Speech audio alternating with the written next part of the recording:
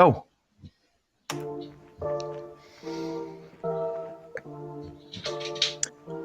welcome back, listeners. This is Matt Goes to the Movies, and if you've listened to the show, it is time for Falcon and the Winter Soldier, which with that episode means that Rob and Harrison are back again. Guys, welcome. We said it last week. Now there's only one episode left, and it almost doesn't seem fair. I want the episode now, but I don't want it now because I don't want this to be over. So, Rob, welcome. Thanks again for having me. It's thinking that we only have one of these left. It is currently being referred to as a series finale, but I desperately want that not to be the case, as I'm sure we'll talk about, through as we break down this episode. But dear God, let there be a season 2 of this, please. Yeah, Harrison from the Basement Binge. Listeners, you should know him by now. Harrison, welcome back to you as well, man. Thank you. Thank you for always giving such a nice intro. I am very, very excited to talk about this episode, but it's bittersweet to think that the next episode is the last, it's the season finale. Like you guys said, it's so interesting that it's coming so quick. And what's making it even sadder is that I realized that Loki is so much further away than I thought. Like when Loki was announced, I didn't do the math and I was like, oh, we're going to have like 1 or 2 weeks. No, it feels like an entire month now, and Black Widow being delayed. But that aside, when this episode ended, I just wanted to talk to you guys so badly. And I even laughed because we all send the most generic text to each other. I just was dying because it was so funny to me how generic it was that we were trying to talk about it. Clearly all of us had things to say and we're all holding it in. We're all keeping secrets from each other. Yes. Matt, I just looked back. Your reply was very interesting watch. Just could be applied to anything. I could have been watching a car. I could have been watching a car go by the window. Yeah. Oh man. So I mean, let's get into this because there's so much to dive into that I think we'll all have the same kind of opinion, at least from the vagueness that we did talk about. I'm going to go first. So listeners, this is going to be our 2-minute warning, a quick recap of what we thought of the episode without spoilers before we just start breaking this thing down. So for me, this was by far the best episode of the series. And for me personally, it's not even close. This is miles ahead of everything else that they've done. And I'm not saying everything else that they've done is bad. I like this show a lot. This just carried so much weight. It touched on so many real issues, but to me, they did everything in a very realistic way that a lot of people that I've talked to can relate to on both sides of the fence. They made every character's motives and thoughts just mesh and gel. I love this. There's a surprise cameo, which is the person is from one of my favorite TV shows of all time, and I was just dying. I love seeing it. This had everything for me, so I absolutely love this episode. Harrison, why don't you go next? We'll let Rob finish off the 2-minute warning. Okay. Yeah, I'm really right there with you, Matt. I'm holding out for this last episode, this season finale, but as of I could confidently say that this is one of the best standalone things that the MCU has ever done, and which is so interesting to say. And I've read reviews about it, of course, because I just love to hear what people think about it. And some people are saying, oh, this show has flaws or has things like this, or I think that for what it's trying to do, which, I mean, you could use that to justify anything, but it's for a comic book series based off this MCU that we're already in. I don't think it could have gotten better than this. And there's so many things that, and I'm not just talking about story or action or comic bookiness, even technical things like the cinematography. I feel like this entire season or series, especially this episode, was Marvel, their MCU, responding to people saying that they have generic cinematography. from everything from the camera angles to the camera movement, lighting, composition, framing. Everything is not just like, oh, wow, that's beautiful, but it just complements the story as well. And so from a technical level to an enjoyment to just story-wise, everything is just cranked up a level.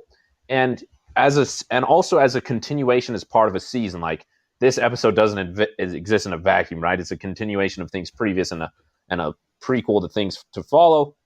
It does a really great job at continuing those threads, but also tying up threads that I've been waiting to see. And it's just everything that I've wanted out of this series as it comes to a close, I got with this episode, that I felt like I'd kind of been missing a little bit with the last few. So I'm really excited to get into the spoilers about it because there's a ton to say.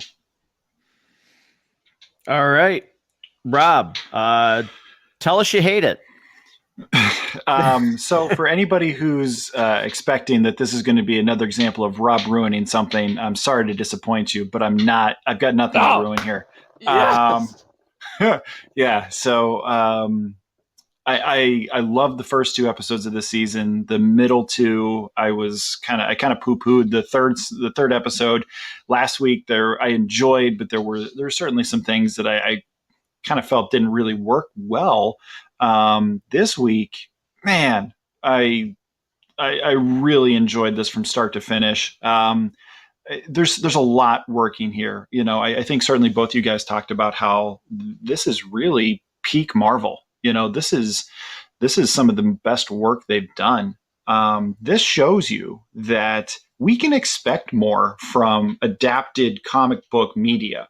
We can expect quality acting, great characterization, great directing and writing. We can expect thought-provoking moments that are going to touch on things that are happening in our real world, but presented in a way that won't make anyone feel alienated if maybe they're not necessarily on board with some of the ideas being presented, because we're not being preached to. We're simply viewing these ideas through the eyes and ears of the characters who are having the conversation. We're not being told how to think. This isn't, the Oscars where millionaires get up and tell you what to think and how to think it. These are characters who lived these events, have experiences and opinions on those based on their real world experience in this fictional world, of course, and tell their story and why they believe the way they do. You think back to action movies that we've had in the past where it's, you think about any movie with Steven Seagal ever and think how wooden his acting is and think how bad some of the action films are that maybe we grew up loving just for the mindless explosions and things like that. What Marvel has done, especially capsulated in this episode, is show us that it can be more. For all of the beating up of the MCU that a lot of the big names in Hollywood want to try to do, frankly, because they're afraid of it. They're afraid of the billions of dollars that this brings in and that their films won't be able to compete anymore. Show them this and say, now try to defend your opinion. Show them this episode of television. It's 54 minutes long or however long it is, and say, now try to defend your previous point. It's just fantastic. We continue to see the importance of symbology from the shield itself, which has been a major symbol throughout. The monument in Sokovia is certainly a major symbol that has meaning, and we see that later. And even the very title of Captain America means something and has a powerful symbol behind it. And the fact that it's, you're draping yourself in the red, white, and blue and the stars and the stripes and the fact that that's on the shield itself. We continue to see those things play out and be important. And it's, as soon as this was done, I was like, it just ends on such a cliffhanger. I can't wait for Friday. Yeah, that is. Yeah, I don't think there's anything else to say without you getting into spoilers between the three of us. So, listeners, if for some reason you have not been able to watch this episode and you've avoided the internet, you don't know what has happened in this episode, this is the part where you pause it, until you see the episode and then come back, because here we go. We're going to deep dive into this. And One thing that I was a little worried about from last episode was, where are we going to pick up with the events of the ending? And John Walker losing his cool, an understatement, and killing one of the Flag Smashers in broad daylight in front of people being recorded. Where were we going to pick up? Were they going to gloss over it? Like, what was going to happen? And they don't. This episode picks up. He is running away from that scene. He's trying to clear his head. And for me, guys, we talked about this. I know a lot of people don't like this guy, and there's been some really ridiculous threats and things sent to him about this character, which we've talked about, like, separate it, guys. I don't think any of us were supposed to like him as Captain America. That's not the point. But, the attacking him personally is where it's just ridiculous. But I think this was the best performance that he had. He had a lot of very good moments in this episode, particularly here as well, where he's just trying to calm down. He's, coming off that adrenaline rush, so to speak, of trying to get revenge, and being a soldier, which that's all he knows how to do, it looks like. And you're certainly presented with that later in the episode. You can see that he's trying to figure out where his next thought is, and he's trying to bring himself down. And we get the confrontation with Sam and Bucky, which I thought was very well done. A lot of great choreography. But Harrison, I'll ask first. There's more to talk about with him. I thought this was the best portrayal of John Walker so far, where he elevated himself, in my mind, the actor, and really brought a lot of emotion to this character in range. I loved him in this episode. Yeah, I agree. I think that I'm not huge into like awards and things like that, but if there's anybody who, like, after watching someone, like, they deserve an award, it's I forget the actor's name, but whoever's playing John Walker, Wyatt Russell, is that his name, something like that.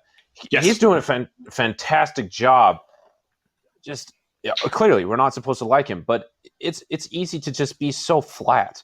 And the emotions and the motivations that a character like John Walker would have is not the easiest thing to portray. Not that it's the hardest thing to believe or to possess, but it's hard to portray that. And from the beginning throughout the entire episode, every moment, there's such believability to this character's motivations, including in this moment with all the range of emotions he's probably going through guilt, shame, heartache, sorrow, rage, so on and so forth. We could keep going for a few minutes here.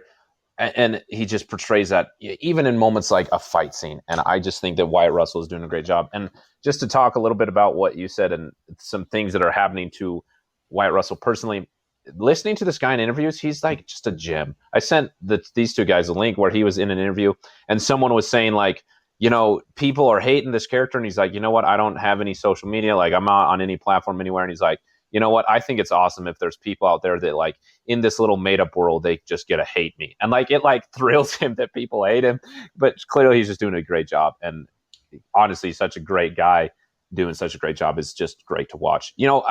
I'm sorry, this is kind of long to a short question you asked me, but at the beginning, I remember we talked a lot about how Anthony Mackie specifically had great screen presence. I even think of that first episode that I wasn't here for, you guys talked about Anthony Mackie having great screen presence. Well, it's it's completely been stolen by Wyatt Russell. When he's in a scene, I watch him more than anyone else. Yeah, Rob, what are your thoughts? Again, there's more scenes with him in this episode, but I think he just nails it right off the bat. What were your thoughts on specifically him? And we can get into more of this scene, but what did you think about his portrayal? Certainly, I have to agree that this is the best we've seen of this character. Last week I kind of felt like they went a little bit over the top with trying to figure out the most ridiculous, awful thing that, okay, what can we make John Walker say that is going to make people hate him more? Okay, we'll write that in as his dialogue. it almost felt a little bit forced and over the top the way that he was written. And this week, I didn't feel that at all. There's really only one moment, and literally, it's the only kind of negative note I have, is when he keeps trying to convince everybody. He keeps saying, "I am Captain America," and I'm like, that was a little bit lame for me. But almost everything else he does, this is definitely Wyatt Russell's best performance of the series. This is definitely the most interested I've been in this character, because he's just sort of felt almost a little bit like a caricature at times to me of just, a character you're just not supposed to like. He's written in a way you're not supposed to like him. And he's given dialogue that's leading you to believe that. In this week, I think we've got a lot more depth to him.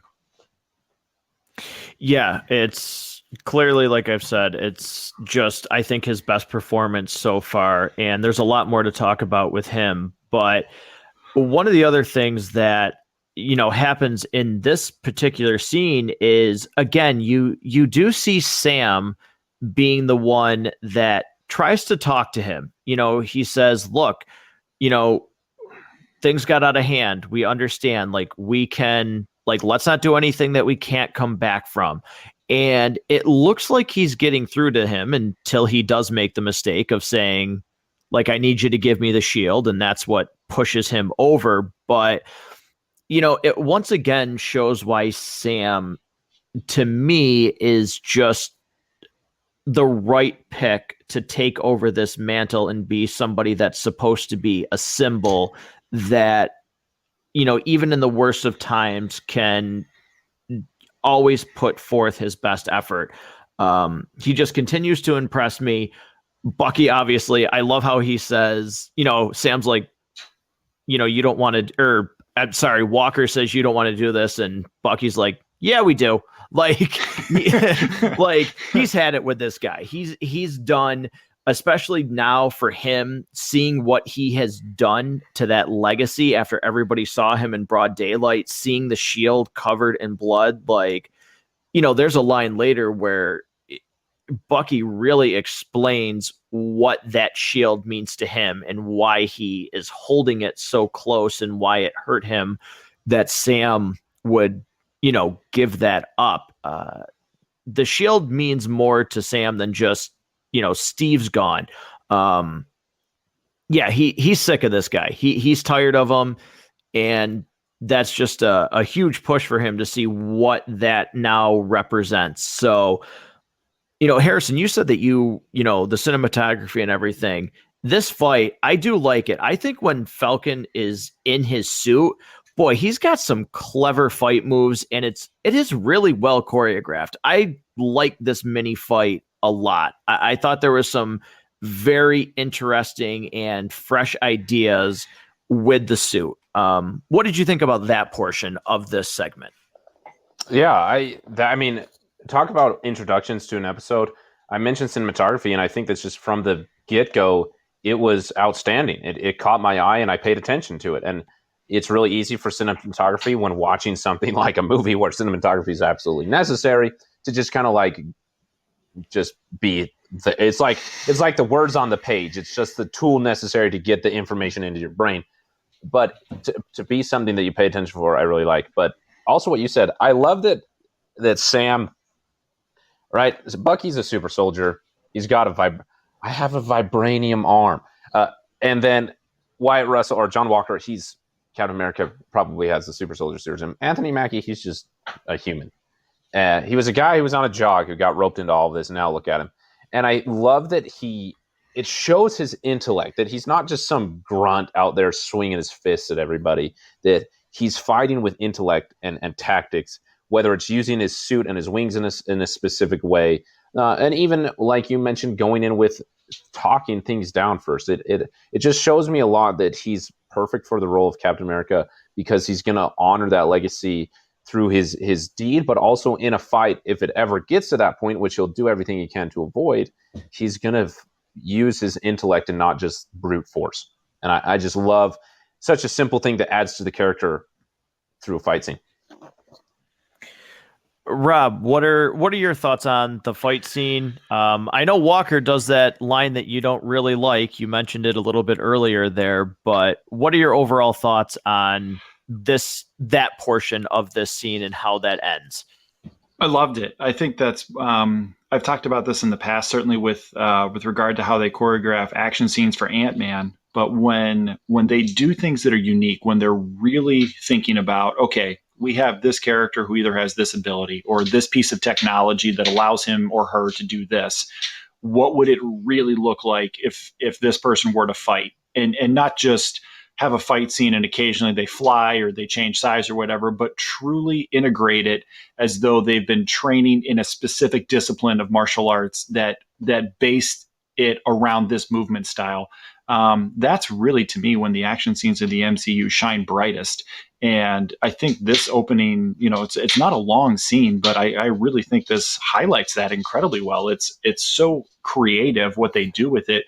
And to Harrison's point, it just reminds me, again, watching these three guys in this fight, it really shows you what courage the character of Sam has as just a simple human to be going up against guys who are super soldiers who could crush his throat with their bare hands very easily. He would not be able to stop them. There is no amount of just physical training he can do to stop that from happening.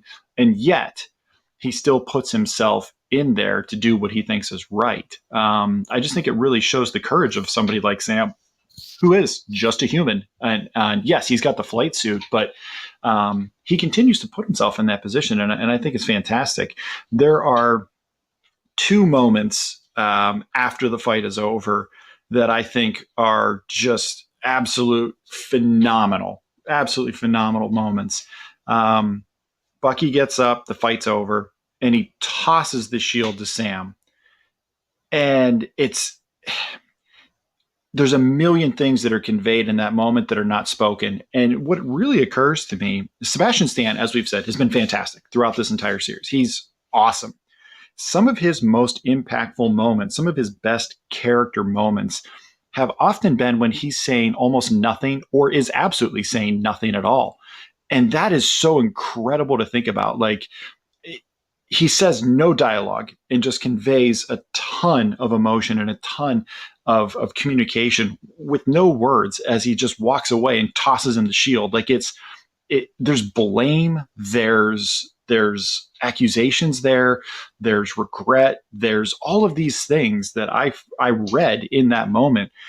And then Sam picks it up and he tries to wipe the blood and the brain matter or pieces of skull or sternum, wherever it actually hit. And he tries to wipe it off the symbol. Not necessarily that he's trying to clean the shield per se, but he's trying to get the blood off the symbol of Captain America. And as he's doing that, you look at what Anthony Mackie is doing and the emotion that is on his face. Again, he's saying nothing, but just, it reads with sorrow. It reads with regret. He feels responsible in that moment for what has happened, what he did that allowed the shield to be associated with this terrible murder is really what it is. Those two moments with no dialogue were so powerful, and I absolutely loved it. We get this great fight scene, and then it follows right up with those two moments just right back to back. It's why I love the series. Yeah, I mean, those are just all really, really great points. And, it's not directly, but one thing that I'd like to talk about here is, because he's not in this episode very long, but I can't really not talk about this any further. And that's Zemo. Now, I've heard a lot of people talk about how they felt this was very unceremonious for him, and it kind of felt like a waste if this is the last we see of him for a while. I felt extremely different about Zemo's exit from this show and the way that it happened. I really appreciated Zemo and his willingness to accept whatever Barnes was going to do to him. He even tells him that. And I felt like there was almost a, we're never going to be friends, but we both like there's a respect and an understanding of what had happened, you know, and they're both just trying to figure out a way now to be in a world that some of it they didn't have a say in. Bucky didn't really have a say in becoming the Winter Soldier. He was taken after, the first Avenger.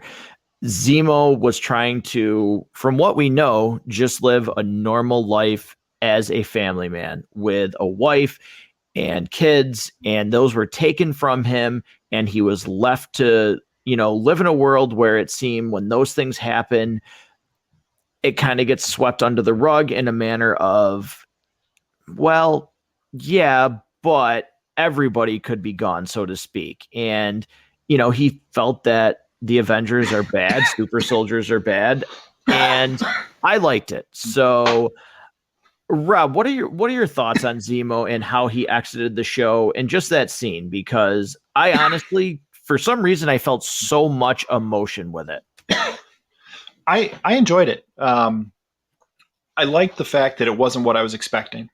I was thinking 100 things were going to happen and didn't predict at all that what we actually did get was what would happen. I love that when Bucky pulls the trigger, Zemo doesn't even blink. He just accepts it. At the end of Civil War, I just rewatched the tail end of it the other day. My kids had wanted to see it again because of how interested they've been in this show and the characters and kind of the things that happen as a result of it. So they wanted to rewatch it, and I happened to catch probably the last half hour, 45 minutes of it. And, this dude, he was, whatever, like he'd already lost everything that a man could lose, a man with a family could lose. His own life meant nothing to him at that point. So, it was nice to kind of see that still carried through and still accurate to the character. It's just like, listen, man, shoot me or not, whatever. Like, you're not going to do anything to me that's worse than what I've already lived through. And the Dora Milaje come in, take him away. He's going to the raft. Matt, I really liked what you talked about. It's a weird acknowledgement of one another. You're right. Yes, they're never going to trust one another per se. They might. It's that idea that the enemy of my enemy is my friend, and the friend of my enemy is my friend or is my enemy. Yes, they might have mutual enemies, but that in this case doesn't necessarily make them friends. They might have been willing to partner for a short period of time, but ultimately it's just, there's certain non-negotiables between the two of them. They're never going to see eye to eye on specific ideologies that are just complete deal breakers. It's hard to think that this is the last we've seen of Helmut Zemo overall. I think there's been a lot of chatter about people excited for a potential Thunderbolts spinoff, possibly a show, possibly a movie. There's certainly been conjecture that they're setting the stage for that to happen, which, by the way, if they want to do it, sign me up. I'll be happy to record Monday nights. Every time they issue a new episode talking about it, I'll be jazzed up as all hell for it. It's hard to think, though, that they bring him back, they give him some great moments, they write a great show, and then we never see him again. Yeah, I totally agree. I hope it's not the last that we've seen of him because his performance just grew on me. Like you said, that little just the nod between the two of them. Again, I don't know why, but like it really hit me. Harrison, you always talk about how, you'll get emotional during some of these shows. So I'm really curious, like, how did that scene hit you? Did you feel emotion towards that scene? Because I don't know why, but I did. Yeah, I really did. The first thing that I immediately thought of was in the previous episode where I mentioned this in passing, kind of that Sam and Zemo, they're sitting in their little hotel or wherever it is they're staying before the Dora Milaje come in, before John Walker comes in, and then Zemo runs off on his own.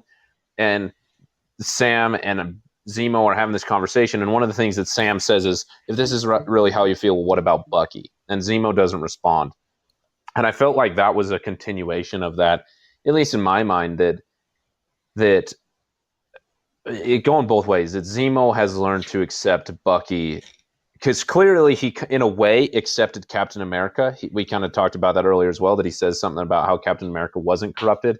And I think that he realizes that Bucky is someone who was corrupted, but not by his own choosing. And what he has been choosing to do is to do everything he can to uncorrupt himself, which is, I think, really amazing, and why I feel so much emotion towards that character.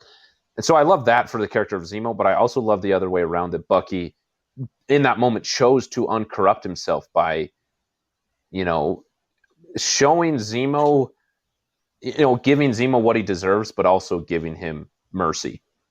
And that weird combination that all of us are trying to figure out for ourselves.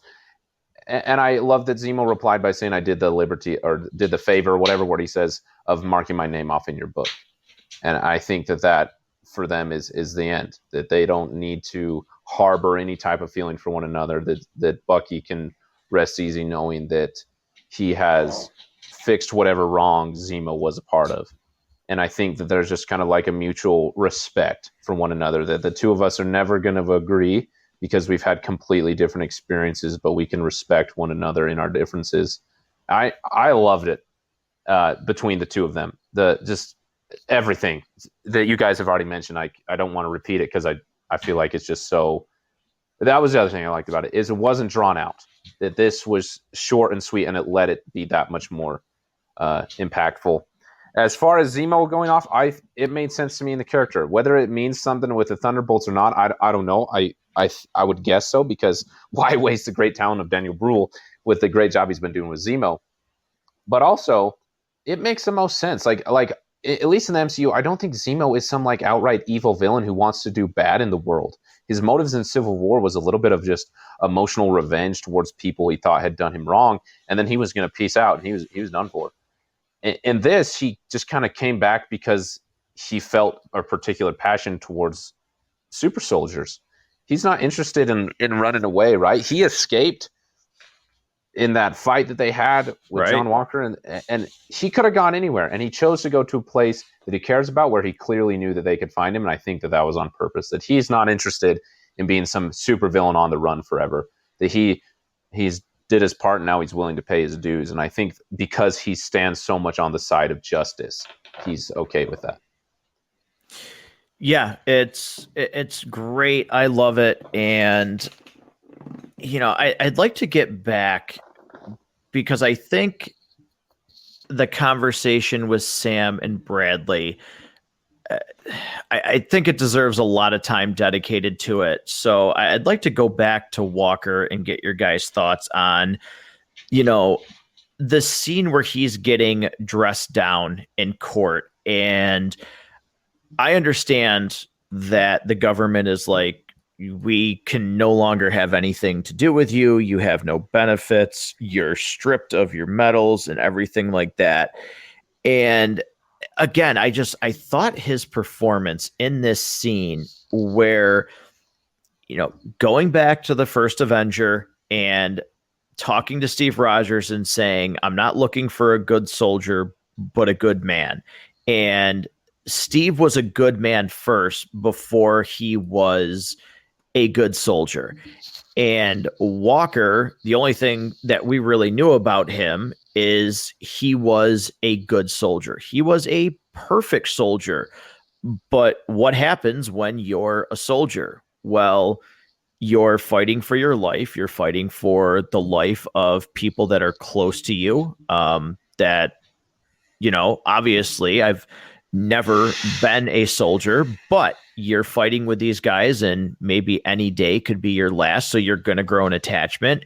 And he loses that guy, and he tells them, like, I've only ever done what you've asked me to do, and now you're throwing me away. Like, you made me like this, and when I act on the way that you made me, now I'm not good enough. And I just thought he was perfect again in this. And his anger, his resentment, his sadness of how everything that he's worked for, like, now he has nothing. Everything that he identified as, because his wife's there with him, but To me, you don't even get any acknowledgement of the fact that, like, not that he doesn't love her, because I'm not saying that, but like all we know about this guy is he identifies as being a soldier. Like that's what he knows how to do. And now he's the poster child for a soldier as Captain America.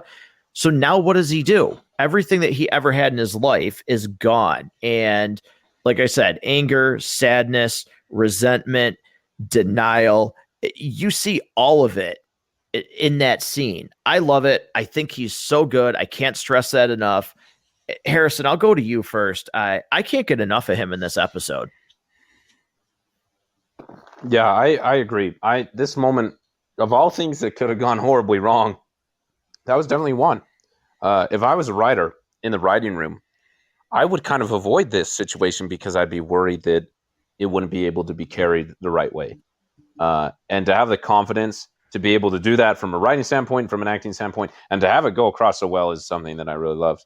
And I've been thinking about that scene a lot because I think kind of along the lines of what you said is that it's so much that I don't understand. I've never been a soldier, and that's got to be so horrible. Like, John Walker isn't a great guy, okay? Let me clear that first. He is not a good guy.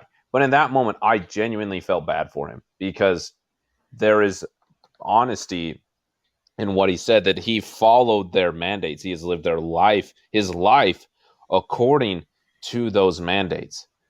And how do you go contrary to that when suddenly those mandates are against you when you were following them? Like, that is just, that's a bummer and a half right there. Well acted, and I love the lack of acknowledgement towards his wife. Like, if they wouldn't have flat out said that they were married, I would have just like guessed that she was more of like his assistant or something. And just the way that everything was handled, and I think it is compelling the motivations that the character from the comics that John Walker goes on to be with U.S. agent, making those very, very realistic and showing.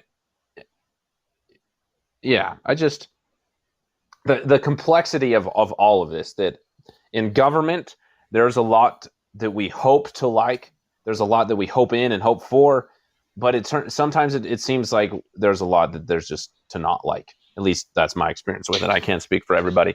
And I think that it's just kind of interesting that it's showing just the general grayness to just kind of every side of it. That no matter what side you're on of anything, I'm not just like talking about like American politics, it's just like on sides of any side you're in, and of anywhere, that as generic as you can get, there's a lot of difficulty in everything, in every creed that you identify with. Just interesting topics to talk about that I obviously clearly don't have all the answers for, if you can tell in my horrible speech of it. But it's, yeah, amazing performance from Wyatt Russell, and it makes me excited for the character of U.S. Agent because I know how much of a bad guy he's going to be now. Like, it excites me, like, oh, he's been burned, and he's the wrong guy to get burned. I can't wait for him to come back. You know, I'm excited. Yeah, Rob, what are your feelings on that portion?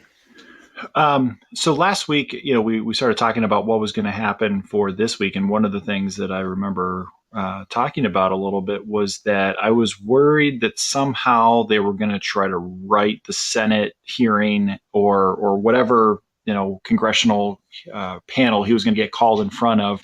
And somebody was going to try to excuse his behavior, or there was going to be factions of, certain political groups that would try to side with him or make excuses for him. And I'm glad we didn't see that, because I think that would have been, maybe some lazy screenwriting.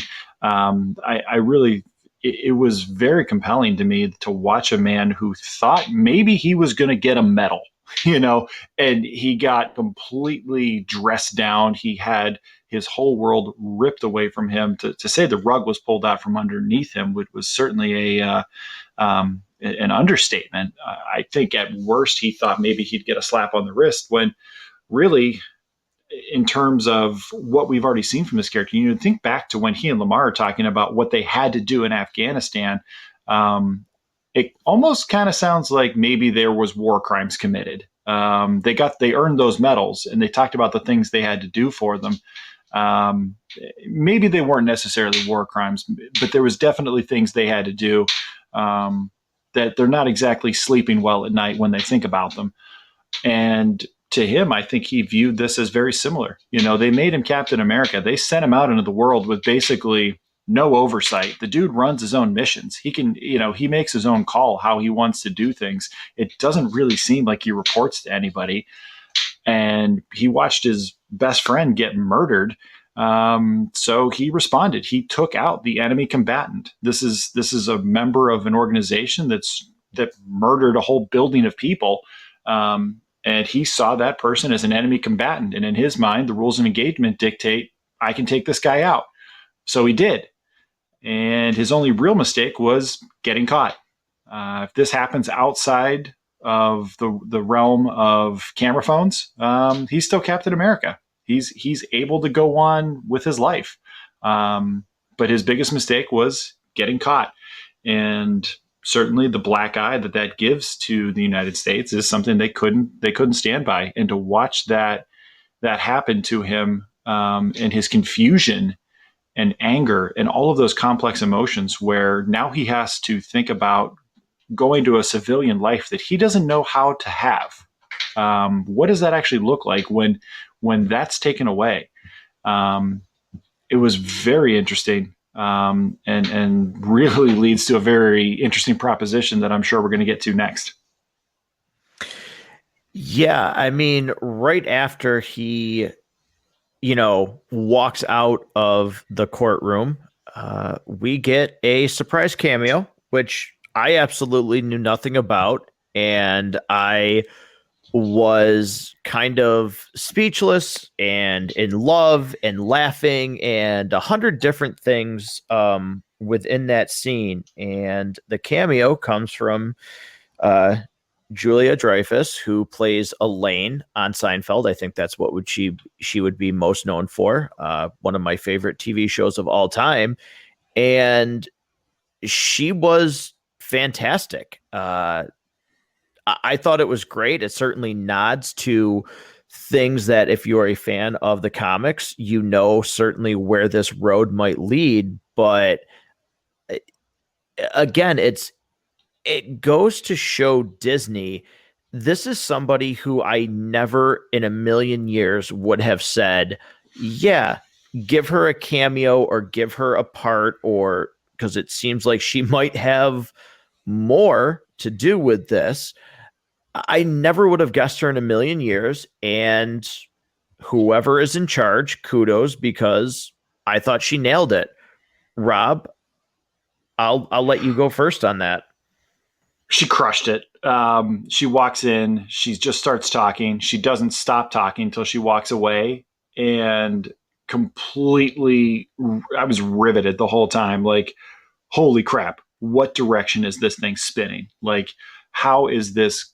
Is she a new, big bad? Is she a small, like, mini boss, before you get to the end level? Like, who is she going to be? What is this character showing up mean for us? But to say that Julia Dreyfus did well is a vast understatement. Give me much more of this character. I am so excited to see what we get next, because certainly it's impossible to think that this is, we only see her this week and maybe next week and then not much else. This is somebody who's going to play into the next, phase of the MCU most likely. And I couldn't be more excited about it, because this is a character I'm very interested in, portrayed by an actress that just lights it up. Yeah. Harrison, what were your thoughts on that? Yeah, forgive me, I don't watch a lot of TV. I mainly just watch movies, so I had no idea who the actress was when she showed up. But man, she stole my attention as far as acting portrayal goes. Since it seems like everybody's just really excited about it, and I guess it's just because I'm live under a rock. But either way, even not knowing that that the person there was significant, that just knowing okay, this is just an actor, was doing a phenomenal job. I thought she was great. I don't really remember the character of Valentina, since like everybody else in the world, I went to Marvel.com and read about her like everyone else. Most people watching the show did. But reading about her, I kind of remembered some comics I had read when I was younger. I just didn't remember it all. But all of that aside, she stole that scene.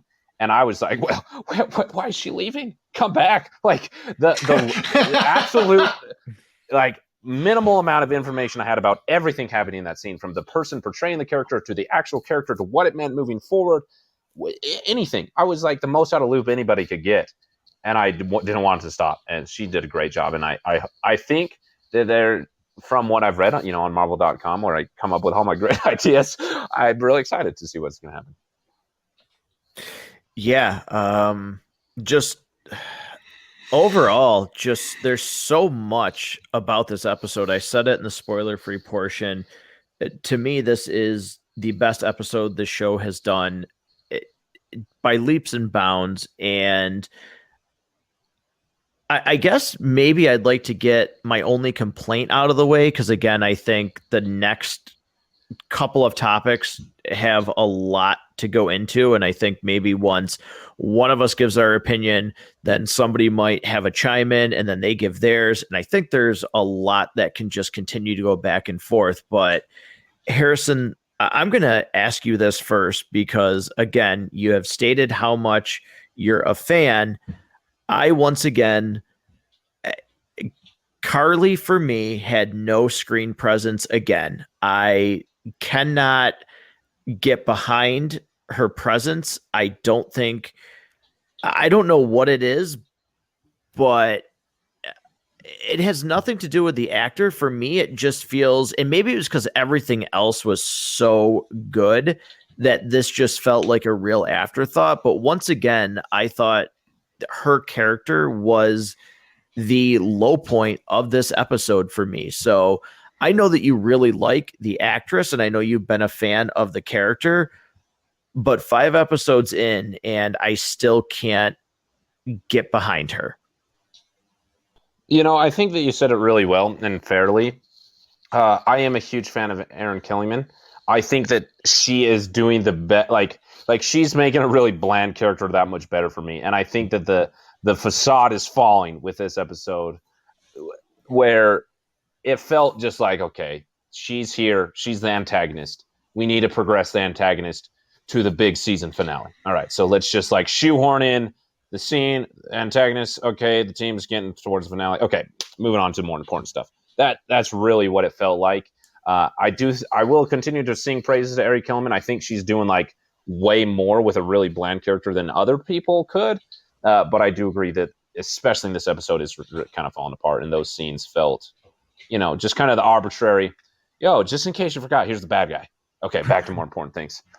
Right, Rob. What are your thoughts on that subject? I kind of feel very similar in that I think she's doing the best she can with what she has to work with. So I think the actress is doing a compelling job. To give you an idea of how little the scene that we saw Carly this week actually impacted me, I don't have a single note I wrote down about any of those scenes. Like I didn't write anything down. I didn't particularly find anything remarkable where I thought, oh, this is a compelling thought, or this is interesting, or I liked this a lot, or I didn't really care for this. I literally wrote nothing down, because it just, kind of like Harrison said, it's just kind of, okay, we're moving the plot along. To some extent, I find Carly to be a compelling villain in that she does have certainly some justification for why she feels the way she feels, and the extent to which she's taking it. But we've kind of seen some of that before. I'm not really sure how different she is of a villain compared to maybe what we've seen in other film, television, comics, video games, books. I'm trying to really think about what actually makes her different from anything we've ever seen before. And I kind of struggle with that. Yeah, I think that's, very, very good points. And one character who did have some interest to me, but again, a very small part, is Sharon Carter. And small role, but she seems to be a little bit more on the side of not evil, that sounds cheesy, but she definitely seems to be in deeper than what I thought she was. And I don't know if you guys read the one report, but if you read the one like recap and they talked about listening to the episode with subtitles, it's very clear who she was talking to on the phone, which was interesting because it turns out to be George, who is played by George St. Pierre, who's returning from the Winter Soldier and was in the first episode, but she's recruiting him for a job. So, what are your thoughts on where Sharon Carter goes? Because again, we only have one episode left. Harrison, because I know you never want to do a theory again because you were so wrong. What are your thoughts on that? And how far down the rabbit hole is she, do you think? Yeah, thank you for asking me. What's funny is that right when you were talking about this, I have Disney Plus pulled up on my laptop to just kind of like refresh my scene. I kind of just scrub through the scenes. I have subtitles on, and I clicked on the scene, and it's paused, and it literally says Batroc speaking French for on the phone. So totally gives it away. But as far as Sharon Carter goes, I think that the thing is I'm having to tame my expectations. I've learned from WandaVision. Is she the power broker? She very well could be. If there's a reveal this season where that happens, cool. I'm all here for it. If it doesn't happen, I don't need it. Right? There's so much else that I'm way more interested in this episode that I'd way prefer to see in this final episode. I think she's definitely involved in the power broker. Is she the power broker, or is she just a front for it? I'm not sure. But I also think that it'd be cool. I have this kind of side theory going on that I don't know, maybe she's like some triple agent, doing something, where who knows? I don't know. I haven't put too much work into it just because like that scene was like 30 seconds and I totally forgot about it until right now when he brought it up. So yeah, I haven't gone too far down that rabbit hole. Not necessarily like intentionally to follow my rule, excuse me, of not making theories. But just that I just forgot. I was thinking about other things. Yeah, Rob, what are your thoughts on her? So when I saw it the first time, and heard the voice in the phone, I recognized that as being GSP, just from all the years that I was like, the years that I was the biggest, massive MMA fan you can imagine were pretty much George's most dominant years. So like, his accent, I used to do a pretty good impression of. So I heard the voice and I recognized it. And, so that, I thought was interesting. Like, why is she? So this dude's definitely a terrorist and she's definitely working with him and kind of hiring him for things. I still think Ralph Boner is the power broker and she reports to him, but, it would make sense. So,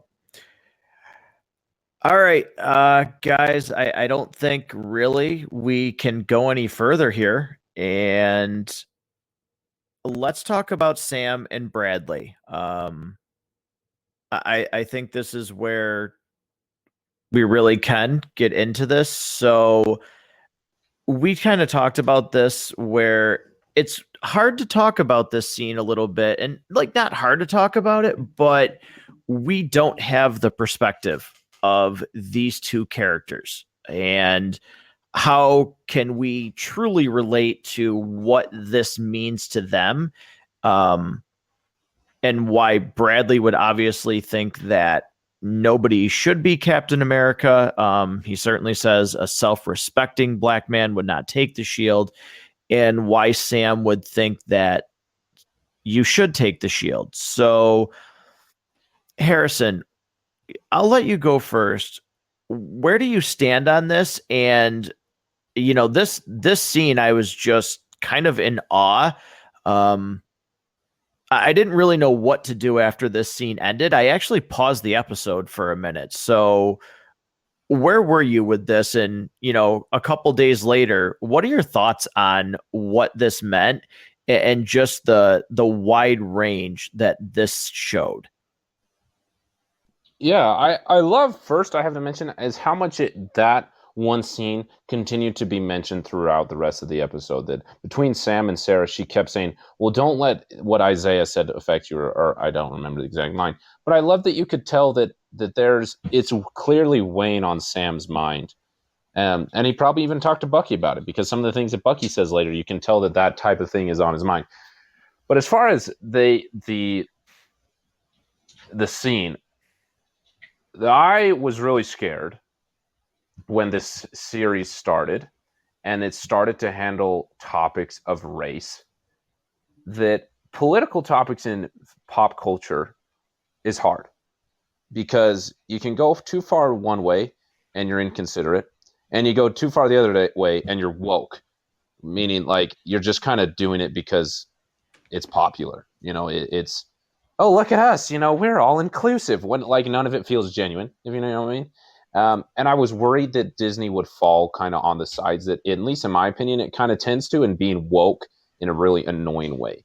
And I was worried that something that could be done so well with the characters and with the opportunity they're in right now would be handled really badly. Then it hasn't been. It's been handled extremely well.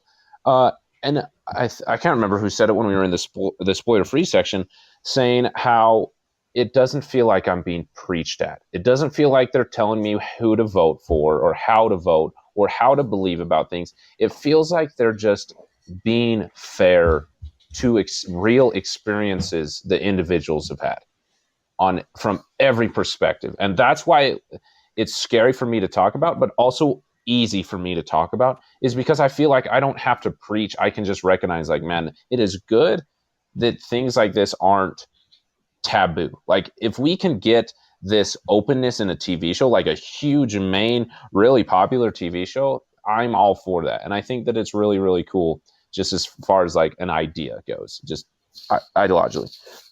Why can I never say that word? It like doesn't come off my tongue right. Anyway, as far as in the show goes, I thought it was great that something that my wife and I'm going to jump ahead a little bit to when Sam and Bucky talk, but just barely. Something that my wife and I were talking about earlier today is that I don't really believe that there's much in life that we can do that affects anything retroactively. Like anything. We say things like this all the time, like, oh, I got to make up sleep, or I got to burn off those calories I had on my last vacation, or whatever it is. Like, there's a lot of mentality that's like, we can fix things retroactively. At least in my opinion, I don't think there's much where we can actually do that. What we can do is we can fix things moving forward. And I love just the way that everything with race and prejudice and suffering and inequality was handled. That are there some serious things that were wrong and have been handled extremely wrongfully towards individuals? Have they been affected? Yes. But somebody, no matter what your race is now, no matter what your position is, Captain America or otherwise, there genuinely isn't much that you can do retroactively for those individuals besides just being a good human to them and caring about what they went through, no matter what that is, and that you can do something better moving forward. And I love how that conversation kind of affects Sam, that it makes him wonder, how do I handle this situation? And I love that he kind of has a mentality that I want to be what people say that I can't or that I shouldn't, because it's a moving forward type mentality instead of, it's not like shaking fists at the sky type of thing. It's an active, good mentality. And I just loved it. And I loved both of the actors did a phenomenal job that I thought was just extremely well handled in every way. Yeah. Rob, where do you stand on this scene? Take it away. Yeah. We haven't, prior to this show particularly, we've gotten really nothing like this in the MCU so far. They've tried to stay away from a lot of this kind of stuff because it does tend to get people to react in very specific ways. I think that most people really don't want to be preached to. I think if you have a compelling conversation with a friend of yours, maybe they feel one way about this issue and you feel a different way, and you trust one another to have an open conversation around it, you can do those things. But to present some of these ideas through art, including television, I I think gives a unique way of presenting these perspectives that somebody who may not necessarily have lined up with these ideas will have the opportunity to have their perspectives and their horizons broadened. Maybe they don't really change their opinion in their heart of hearts, but they're at least more open to understanding it. You think about just the idea of patriotism and the symbols of the United States, and how people in the Black community might feel differently about those things based on their own experiences. That's a topic that's been in the news a little bit over the last several years. You might have heard something about this, something in the NFL, and maybe you have, maybe you haven't. And through the character of Isaiah, we have somebody who has the opportunity to present his perspective based solely on his own experiences. And it presents a very compelling, thought-provoking opportunity to understand why somebody might feel that way. Whether or not you agree or disagree with his statement is up to you to decide how you feel about it. But to at least understand why somebody might feel this way, you can change hearts and minds a lot more through art than you can by screaming in their face and calling them racist for not immediately believing the way you believe, or not immediately decrying this or decrying that. It was truly a compelling scene. I really just came away from it appreciating both of these actors, appreciating the screenwriters for tackling this. Again, thinking about how this could come across, if you swing, Harrison spoke about it really, really nicely. You can swing too far one way or another. I also think you can swing in a certain direction and come across as preachy, and then you can also pull your punch too much, and people who wanted to hear that perspective will feel like you didn't do enough, or you caved to this special interest or that special interest, and it was a hollow scene, and it meant nothing, and it ultimately didn't tell a good story. I was very impressed with what they did, and again, it didn't come across as trying to beat anybody over the head with how they should or shouldn't feel. It's simply presenting a perspective based on a fictional character's real life experience. Again, I just have to say it again. I found the conversation to be incredibly compelling.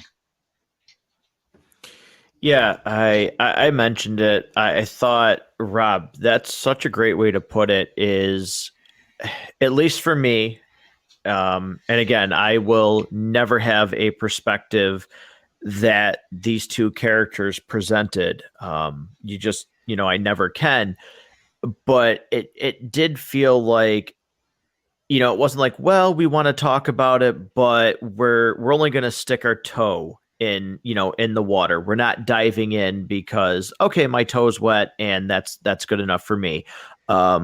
It felt like they found the dead center of where they wanted to be, what they wanted to address. Like I said, I paused it after that scene was over and just really stopped and really thought about that. And it was just so well done.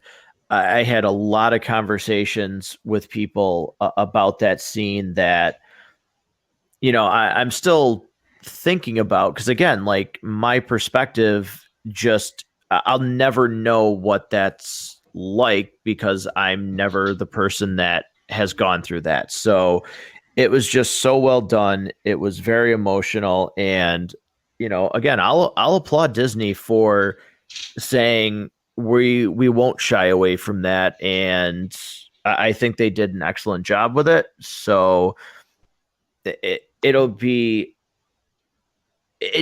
made me anticipate, though, obviously we're talking about spoilers. Look, we all know what's coming with Sam.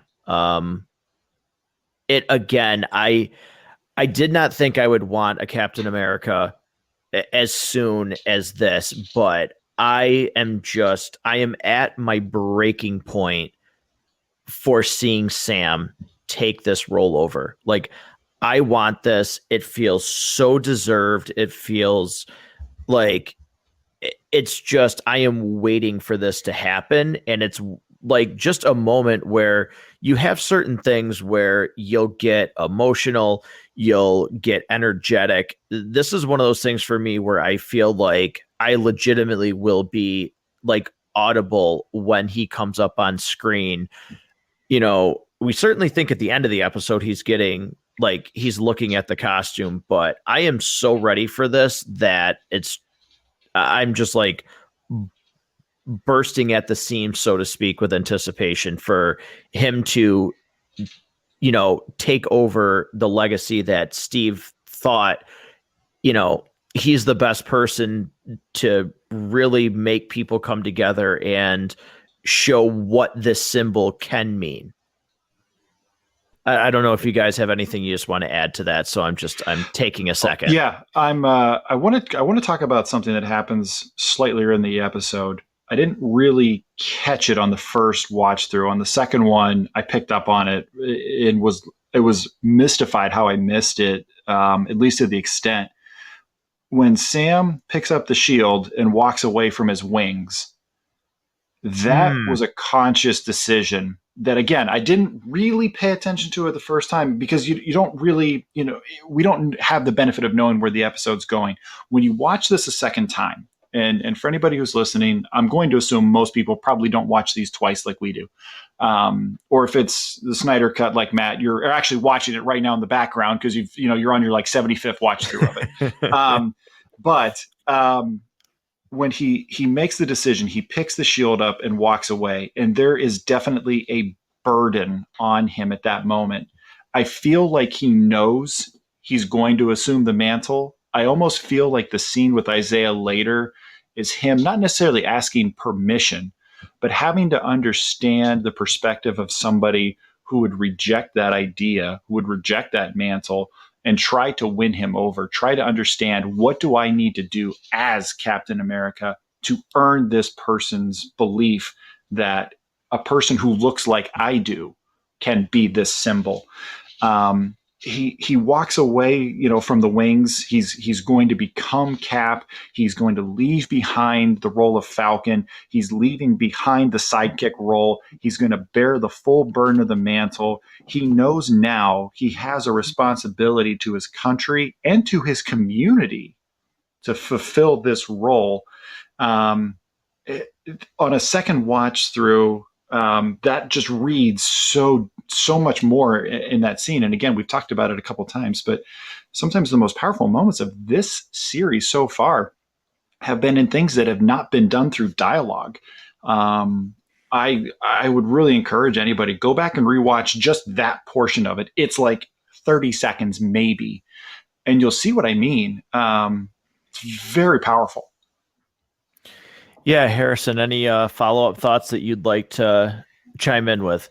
Yeah, I was reading a review on IMDb. Well, first, actually, let me say, I love what you had to say, Rob. I hadn't realized that before, so thank you for pointing that out. But I was reading a review on IMDb. I don't remember where it is. I just tried to find it. About the Falcon and Winter Soldier, whether it was about the series or an episode, I'm not sure. But somebody was saying something they were about the episode. I don't remember if they liked it or didn't like it. But the thing I do remember was at the end, they said, please, Disney, keep the politics out of it. And it was for an earlier episode. And the thing is, and I'm going to kind of put my neck out on the line here, but hear me out. I immediately felt a little bit of empathy for that person because I used to be a lot like them. I just hated everything politics, no matter what side it was on, that if it went into my media, it annoyed me. I didn't want to, when I turned on my media, I didn't want to think about real world problems. And I was annoyed when real things transversed that line and came in, and I just didn't like it. And so I felt like a little bit of empathy for that person, like, oh man, like that's sad that he's not able to get behind these good things that are happening in the show. I kind of felt bad that he was missing out on the goodness that was happening. But I was also kind of worried, like, oh no, I hope Disney doesn't upset this one person. I don't know why I suddenly started investing in this one person, that whoever it is that wrote this review. I don't know why. These are just the feelings that I had that were going through my mind, is that I didn't want a show that I was enjoying to be ruined for this other person who clearly had some specific opinions about it. All of that going forward to this episode, that was weeks ago. We get to this episode, and that moment happened between Sam and Isaiah Bradley, but then also later between Sam and Bucky. And by the end of it, I just thought, how can someone not be happy that these types of things are being handled and being handled this well? And I cannot fathom how someone would be upset with this, because it's incredibly well done from everything that all you guys have said. And I'm incredibly impressed that it's there, that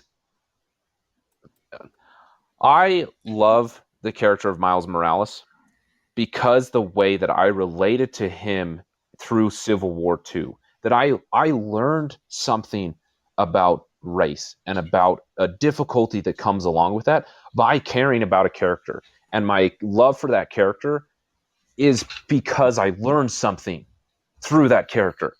And I was hoping that experience could be replicated again through something that felt as timely as Falcon and the Winter Soldier. And it's replicated that feeling in it.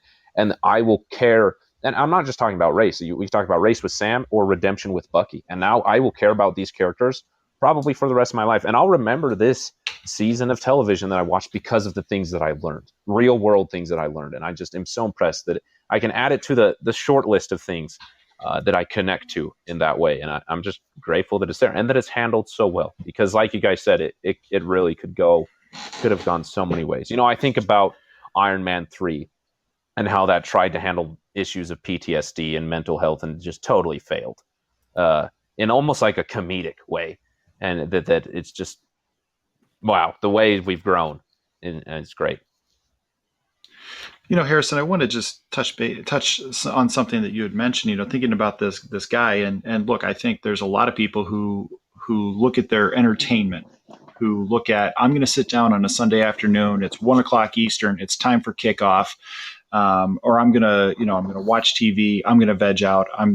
Our world is very divided. And I think that's putting it mildly. It's become very us and them, right? Everything is black and white. And I don't mean that in terms of race. I mean, just, you're either with us or you're against us. You're either them or you're us.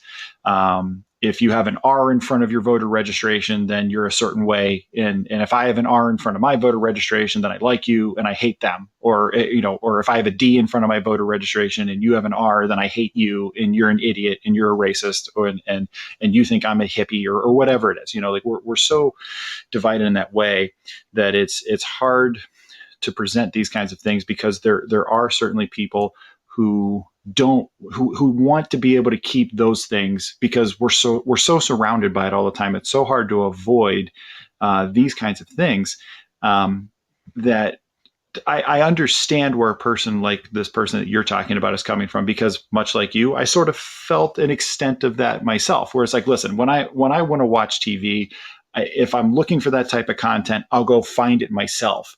I'm going to choose this content because it's going to allow me the opportunity to forget about all that other stuff. There's a lot of terrible things happen in our world. I'd rather not watch something that reminds me about it. And to have to be presented with it, you're like, no, that's not what I'm looking for right now. If I want that, I'll go find it. So yeah, I can empathize as well with that. But to talk about the story that's being told, and again, thinking forward to the cliffhanger ending we get, when we see Sam finally in whatever suit he's going to have, it's probably some kind of red, white, and blue version of Falcon. It's probably vibranium wings, and him carrying the shield, and him taking on and introducing himself as Captain America, let's say. You can't tell that story. You can't have that impact that it's going to have if you don't have this conversation between these two characters. It will not mean anything like what it'll mean if you don't address why that's going to mean something. I am very much looking forward to next week. I'm looking forward to, seeing superheroes punching supervillains in the face and getting a great resolution and seeing, a great wrap up to this very compelling story. I'll tell you one of the things I'm looking forward to most, and I hope we get it. I have to feel we get it. I want to see Isaiah's reaction when he sees Sam as Captain America saving the day. and being an icon, an inspiration to everybody all across America, certainly to people who look like Isaiah and Sam. I want to see that scene. I want to see his reaction, because I think that could be one of the most powerful moments of this whole series. Yeah, those are they're fantastic points. I think we will see that. And again, the anticipation from me of seeing him is just through the charts. So I cannot wait for that. And, after that conversation, there's still some serious stuff that is talked about. You guys made like light of that with Sam and his sister and Sam and Bucky. But we get a little bit of levity. We get a community coming together to help Sam's sister, to help them with the boat. You get Barnes very clearly saying hello to Sam's sister, very cheekily. He knows what he's doing. You get the great look of Sam stopping and just turning his head around like, why are you saying hi to her like that? And he clearly says it later, like, don't flirt with my sister. But, again, it seemed like the transition was there. It didn't feel abrupt. It didn't feel like, oh God, now we got to get away from this. Like, okay, we did this, let's move. It felt smooth. It felt like the episode flowed naturally. That was a problem that I had a little bit with some of these episodes, is some things felt very abrupt, like it didn't have room to breathe and end organically. This was not one of those. It was really nice to see him go back, just kind of had, these casual moments, spending time with the family, and, just enjoying working on something that meant a lot to him before ultimately, he's making this decision.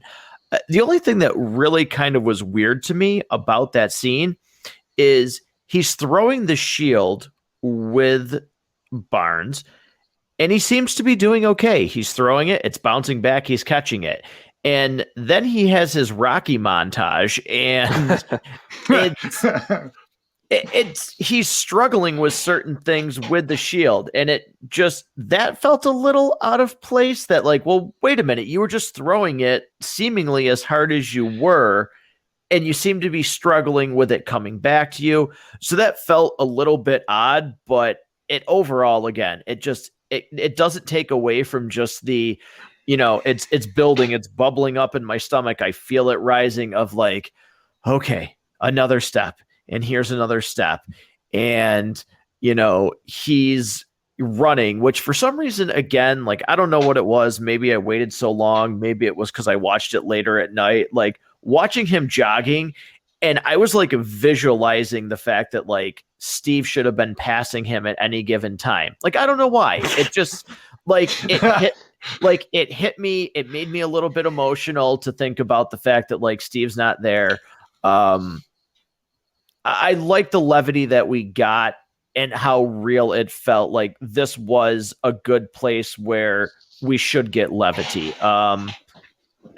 I know that's kind of combining really the final parts of the episode, but Harrison, what did you feel about that montage of the community coming together, his training, and, getting us to the I'm opening the case moment? Yeah, I'll keep this brief because I know we're short on time, but to continue on with what Rob said, like there's heavy topics happening in the world, and I love that the episode was able to handle that, but then also transition to a little bit more of the common reality, right? It's not every single day of my life that I'm having intense conversations or experiences about these heavy conversations. Like I go to work and then I hang out with my family. Watch some movies, work on the podcast. Like life is good. I get together, like just this Sunday, I got together with some family members and it was great. Like that's life, right? Life has its ebbs and flow. And I thought the episode just did great with that. And to also continue on what Rob said, when the new Captain America comes out and it's Sam in his new uniform, like that moment is going to feel so good because it doesn't feel like, yay, specific side, like pick whatever side you want, like, yay, this side of the row it's like, yay, humanity. Like, just yay. Like, it's just good. That was really a cheesy yay. But like, it's just, it just feels good. It feels hopeful. It feels uplifting. And I got this a smaller extent from that, where they're fixing the boat. It was just fun, right? Day-to-day life where good people are being good to each other, and who can't get behind that? And then we get the great Rocky montage that I do agree. When he missed the first time, I was like, what the heck? Why did he miss? Like, he was doing great earlier. No, Right. and there was tons of times that I could tell it was a stunt double because his calves were so small compared to Anthony Mackie's. I don't know why I noticed that, but every single time I saw the stunt double's calves, I was like, that guy is made of toothpicks. That's why I can do flips all over the place. So it was a great scene, and I also love this moment that after Sam and Bucky have their talk and they're separating from each other, they're walking opposite directions, but for the first time, they're on the same path. And I just thought it was great cinematography and composition, and what it portrayed to my mind, that these two people have different experiences, different things that they've got to do, but they're on the same path. And I just loved it. I love that moment. And then, to get the reveal, I'm glad that they didn't reveal what was in the case, because it's going to make that next moment even better. I think getting Isaiah Bradley's reaction would be great. And if I can add a theory that I'm not supposed to have, this isn't so much something that like I'm expecting to happen, but just I would enjoy it if it happened. That we got, like, at the end, it can be the end credit scene. We got old man Chris Evans' reaction at home. He's watching TV and he sees Sam. I would love to just kind of get like his smile, and that's it. Like 2 seconds, just his smile. And I think that'd be an amazing period at the end of the story that we told. I don't think that's going to happen. Like, I'm expecting it not to happen, but I'm going to imagine that it happened in my brain. All right. A lot of good points there. I love the point about the walking on the same path. Rob, where do your thoughts lie with this ending portion of the episode? Yeah, I think we get two kind of fun montages almost back to back. We have the community coming together and cleaning and fixing the boat. You have the great line, why don't you use your robot arm? And he's like, it doesn't always occur to me because I'm right-handed. Like, it's just little throwaway lines like that, are just so funny throughout this series. Like when they're making the escape in Madripoor, and he says to him, "You're probably not going to move your seat forward, are you?" Just like little moments like that are just kind of fun. It just really witty writing. Certainly there's a lot of buddy cop elements to this series, and Mackie and Stan together are great. We've said it a bunch of times and somehow still not conveyed it strongly enough how great these guys are together, how great they are individually. And when you have them on screen together, I can't think of a single scene in this series so far where they've been on screen together and it hasn't been awesome, where it's been anything but fantastic. They're just great. And as great as some of the action scenes that we've gotten are, the verbal sparring we kind of get in that tough love scene where they're talking and they're kind of playing catch in the backyard with the shield, it might be the highlight of the series so far for me. If I'm thinking back to what I'm going to remember, that scene was so well written, so well performed. It might be my favorite scene of this whole series so far that we've gotten. I loved it. I loved everything about it. And it did seem a bit odd. Both times I watched it, it stood very clearly out to me. Like, I love this episode. If I'm going to nitpick, he goes from being able to catch it pretty easily with Bucky to all of a sudden now it's like, smashing the porch and stuff. Like, I think that could have been set up a little bit differently and had it work a lot better. Yeah, certainly. Those tiny little things, again, I think we've all said it. They really are. It's, just a quick little hiccup and like, all right, well, the rest of my day is great. But, Harrison, I know where I stand on this. Where do you stand on this episode as a whole? How good is this episode to you? 5. Easy. I've been waiting. 5 real. Yeah. Yeah, I loved every minute of it. There wasn't a moment where I was displeased, except for the moment when he threw his shield and when I realized that the cracks were falling around the character around Carly. But besides that, I totally forgot about those until we started talking about it. Because the topics, real topics, to the action, to the fun, to just general enjoyment, technical enjoyment, it was all there. Everything I could have wanted. Awesome. Quick, a follow-up question, and maybe this is something, maybe it's hard to think about it in this way, but we have 2 shows now, and we'll certainly have Loki. Is this the best episode out of what we've gotten so far from Disney Plus with Marvel? Can confidently say yes, because I enjoyed WandaVision. I think WandaVision is amazing, but it definitely had its stumbling. And now that we are getting Falcon and the Winter Soldier, I realize how much more I can expect. I think I was a little easier on WandaVision because I was like, oh, it's their first series, be easy on him. It's Timmy. It's his first steps. But no, it's not. And this is my favorite Disney Plus MCU, whatever category that goes in, because there were episodes of WandaVision that I totally loved, but there were definitely ways that those episodes had some lackings, that whether it was a technical thing or whatever, just didn't stick up to snuff as much as this episode did. Rob, same question to you, both of them. Where do you rate this episode? And for you, is this the best of what we've gotten so far? It's 5 reels out of 5. It's actually the 3rd episode of this series that I've given 5 reels, but this one I guess I'd have to give it 5.1 to put it over the first 2 episodes that I enjoyed phenomenally. So, thinking back to, 8 episodes, 9 episodes of WandaVision, certainly the mystery was a lot of fun, going week to week, trying to figure out what happened and why. There were certainly episodes of that I remember giving 5 reels to, and we were, just giddy to kind of dive into and strategize what could possibly be happening and come up with theories and discuss what little pieces of something might be just a nod or actually something. This one, there's really no theorizing about who is going to be what, other than maybe the power broker situation, and what Sharon Carter is really going to be doing. This is the best episode of MCU content that we've gotten on Disney Plus so far.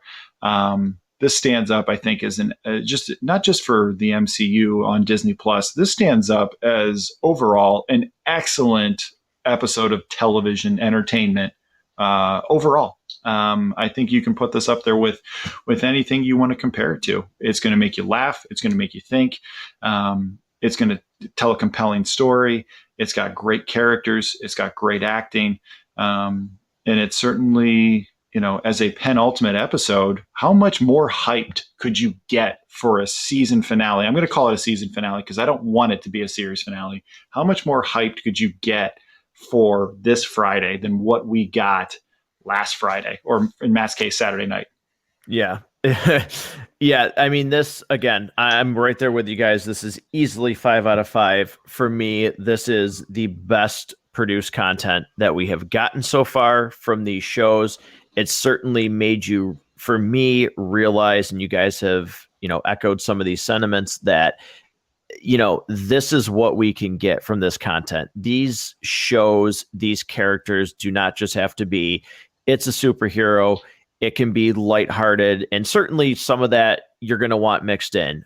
But it just goes to show you that whatever we thought we were going to get, I think has, for me, been blown out of the water. It showed me that these shows can be a lot more, and these characters can be a lot more than what I thought they were going to give them, which I'm really appreciative for. And it just makes me so eager to see everything else that we're going to get from them, because again, they are, to me, they're hitting home runs. And if the same people are working this roadmap, then man, how do you not just get excited about what you're going to get from Disney, from the MCU? And And then it's like, oh wait, we still have movies coming. Like we have full-fledged movies. So yeah, we got a Shang-Chi teaser. Yeah, yes, we did. Just man, it'll make me wonder, and I think this would be a fun topic for a future episode, that because we're getting so much of these characters in the TV shows, will the movies, certain ones, lose a little bit, or will they gain because of how much extra we're getting? I think that would be an interesting thing to maybe try and explore about, will some of the movies not feel, I don't know, maybe as big because it won't have as much character development as what we're getting in these shows. So maybe that's something for another time. But Rob, before we end this episode, I know, again, I've always mentioned how you're just such a huge part of the show in general. Besides these episodes that, I'm so happy to have Harrison on that we collaborate for. So I know you'd like to talk to the listeners about how they can contact the show. So since you're such a big part of it, would you mind doing the honors on that? Sure. So absolutely. We love hearing feedback from anybody out there listening. Tell us where you are in the world. Tell us where you are. If you're in the US, hit us up on social media. You can certainly find the show on Instagram and Facebook. Just search for Matt Goes to the Movies. And the email address for the show is just basically Matt Goes to the Movies podcast, but just the first initials. So it's MGTTM podcast. Did I get that right? At gmail.com? Yeah, perfect. That's right.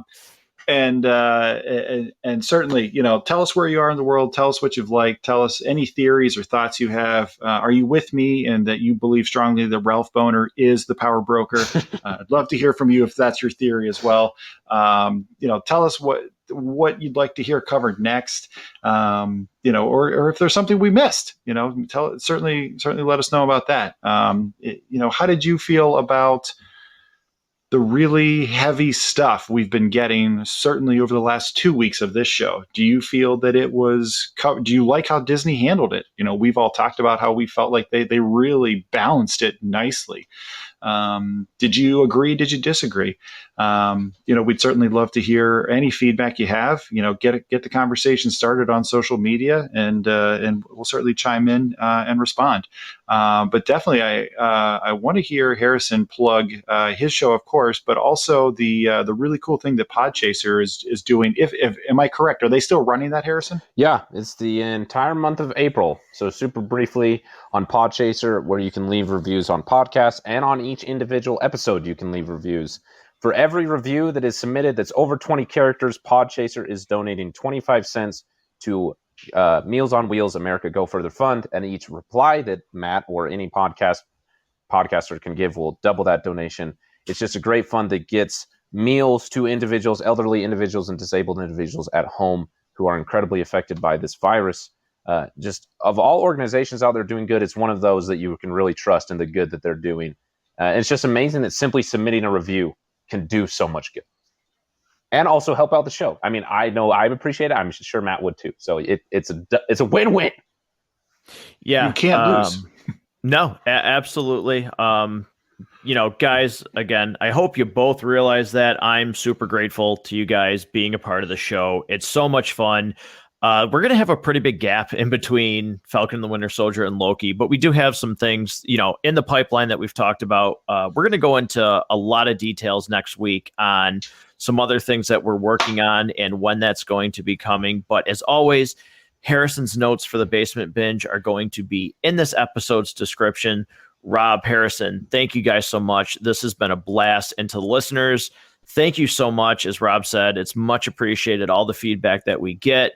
Next week, a little bittersweet because it is ending, but I cannot wait to get back here, talk about this episode, hear from the people who listen to this show, and let's see where this season finale is going to take us, like Rob said. Hopefully, it is not a serious finale and we get season 2 of this. So thank you very much.